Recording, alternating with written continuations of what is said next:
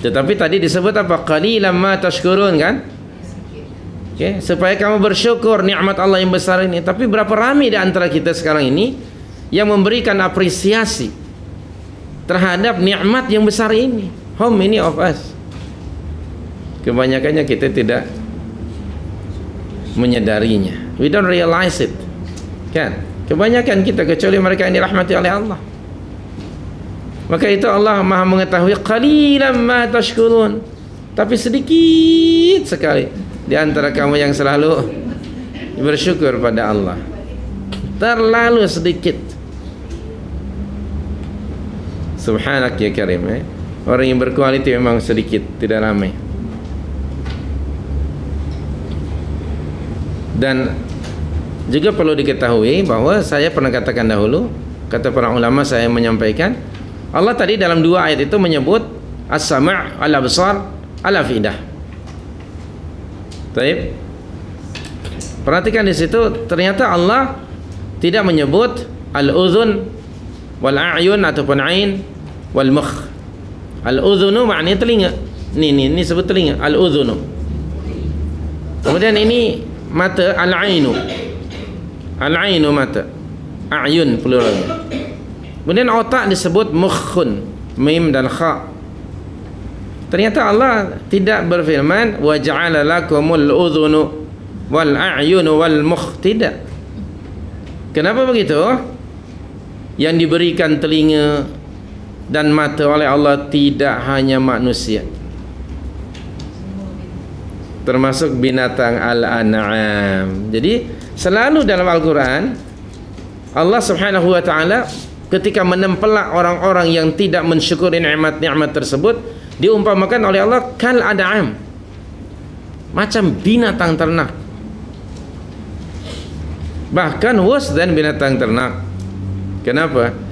Ketika Allah tadi mengumpamakan macam binatang ternak, merujuk kepada yang fizikal. Okay? Manusia ada telinga, unta pun ada telinga. Manusia ada mata, unta pun ada mata. Kalau begitu manusia itu sama dengan unta. Itu yang fizikal. Maka itu Allah menempelak orang-orang yang muqallidun. Orang yang muqallidun berarti tidak mensyukuri nikmat itu. Dan ramai orang seperti itu. Jadi cara mensyukuri nikmat tersebut ialah dengan cara isti'mal. Isti'mal maknanya menggunakan. Maka Allah menyebutnya as-sam'u, pendengaran. Ia akan berfungsi jika ada nida, jika ada doa. Disebut as-sam'u kerana ia tidak hanya mendengar suara itu, tetapi memahami, ta'aqqul. Okay? Tidak hanya mendengar. Kalau hanya sekadar mendengar, binatang ternak pun mendengar suara itu. Nah, tapi binatang ternak bila diseru, dia tidak paham. Yang dia dengar itu melalui telinganya hanya suara. Apa makna suara itu? Apa yang diinginkan oleh penyeru, yang dimaksudkan oleh penyeru, tidak faham, tidak mengerti. Nah, manusia-manusia yang kafir, yang musyrik, ketika diseru oleh Rasul sallallahu alaihi wasallam, tidak mereka dengar kecuali hanya suara. Mereka tidak memahaminya. Kenapa mereka tidak memahami? Kerana telinga mereka sudah tertutup dengan budaya, adat istiadat, apa yang mereka dapati dari datuk nenek moyang mereka. Mereka selalu menjawab di dalam surah 43 ayat 23. Jawaban mereka ialah kama qala ta'ala dalam surah Az-Zukhruf surah 43 ayat yang ke-23.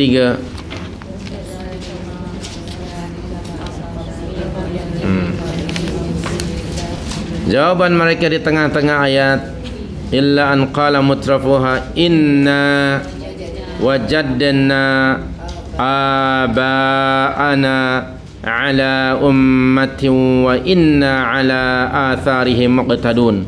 Itu jawaban mereka.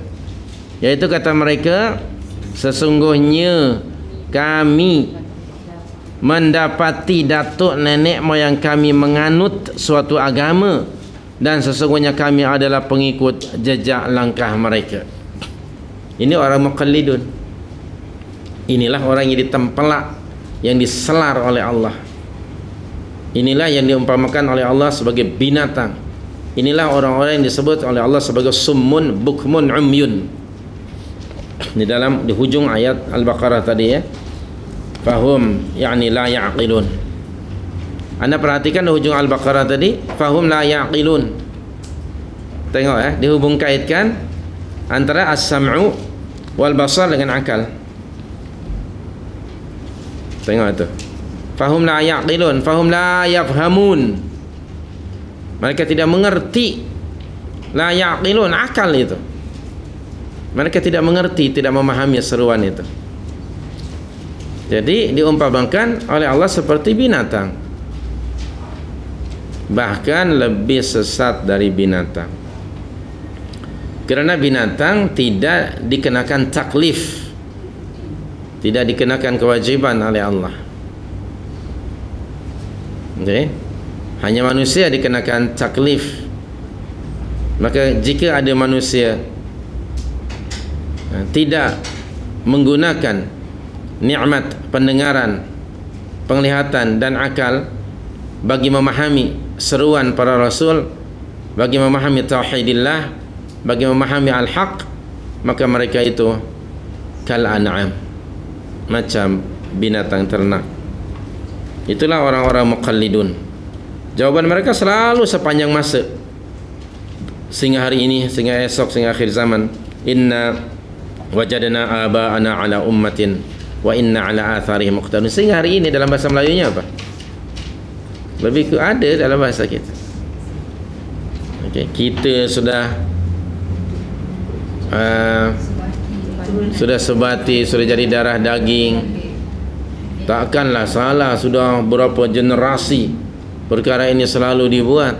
Begitulah selalunya merujuk kepada generasi yang lepas.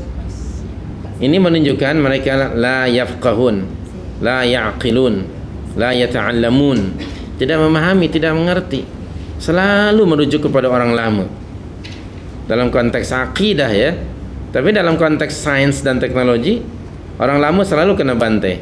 Itu kuno, udah ketinggalan zaman. Sekarang ni zaman moden. Begitu selalunya. Tapi dalam soal agama, herannya tetap ditakuk lama. Nah, semoga kita tidak termasuk dalam kelompok seperti itu ya. Selalu merujuk kepada kebiasaan dan tradisi. Padahal tidak semua tradisi, khususnya dalam akidah, itu tidak semuanya sahih. Oleh itu Allah menempelak. Tapi yang Anda perhatikan ya, jawaban ini sama begitu ya, walaupun tidak saling berjumpa mereka. Yaitu inna wajadna aba'ana ala ummatin wa nahnu wa inna ala atharihim muqtadun. Itu jawabannya sama itu. Padahal tidak pernah musyrikin Makkah itu berjumpa dengan kaum Nabi Nuh, tidak pernah berjumpa dengan kaum Nabi Ibrahim dan kaum-kaum rasul-rasul yang sebelumnya. Tetapi herannya jawaban yang keluar dari mulut mereka sama. Kata mereka seperti Allah berfirman, inna wajadna aba'ana ala ummatin wa inna ala atharihim muqtadun. Dan yang kena di sini aba aja, tak ada ummah ya. Bapa-bapa kami ya, nasib baik tak jadi ibunya sekali ya. Tapi dalam bahasa Melayu kita terjemahkan datuk nenek moyang, merujuk pada orang-orang yang terdahulu. Taib. Jadi ini perumpamaan orang-orang kafir.